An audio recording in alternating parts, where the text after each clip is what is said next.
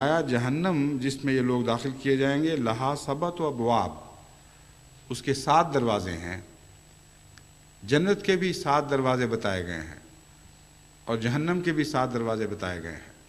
اس ضمن میں ایک مرتبہ ربہ میں آغاز کے سالوں میں نے ایک خطبہ دیا تھا جس میں سمجھایا تھا کہ ان دروازوں سے کیا مراد ہے۔ 5 تو حواس خمسہ ہیں: کان کا دروازہ، آنکھ کا دروازہ، شامہ قوت شامہ کا دروازہ، مزے کا دروازہ، لمس کا دروازہ وغیرہ وغیرہ۔ یہ 5 سوراخ ایسے ہیں جن کے ذریعے انسان بیرونی دنیا سے رابطہ کرتا ہے۔ اگر ان دروازوں پر پہرے نہ بٹھائے گئے ہوں تو جہاں بھی کمزوری ہوگی وہاں سے کوئی اچکا داخل ہو سکتا ہے، کوئی چور آ سکتا ہے۔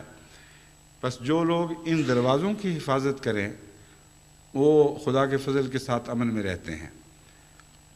لیکن 2 دروازے اندر بھی ہیں، ان میں سے ایک دماغ کا دروازہ ہے اور ایک دل کا دروازہ ہے، اور یہ وہ دونوں دروازے ایسے ہیں جو تمام 5 اثرات کو قبول کرتے یا رد کرتے ہیں، اور ان اثرات کے نتیجے میں ان کی اپنی ایک شخصیت پیدا ہوتی ہے۔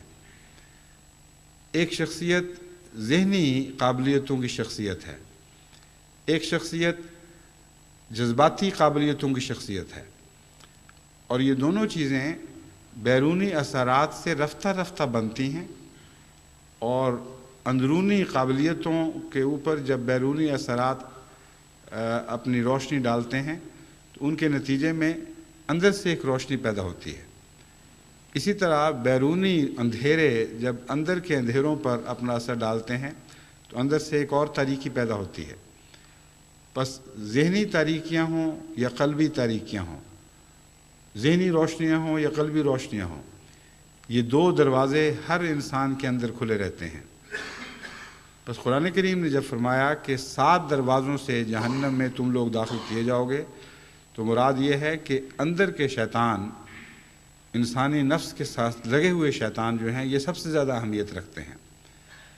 ان میں سے زبان، آنکھ، ناک وغیرہ وغیرہ، یہ جتنے بھی 5 حواس خمسہ ہیں ان کے دروازے ہیں۔ ان پر اگر انسان قابو پا لے اور ان کو خدا کے سپرد کر دے تو پھر اندر کے 2 دروازے بھی واقعتاً خدا کے سپرد ہو جاتے ہیں، یعنی ذہن کا دروازہ اور دل کا دروازہ۔ اللہ تعالیٰ فرماتا ہے کہ ایسے لوگ وہ ہیں جو مخلصین ہیں، جن کو اللہ کے لیے خالص کر دیا گیا ہے، ان پر کسی ابلیس کو کوئی تسلط نہیں ہو سکتا۔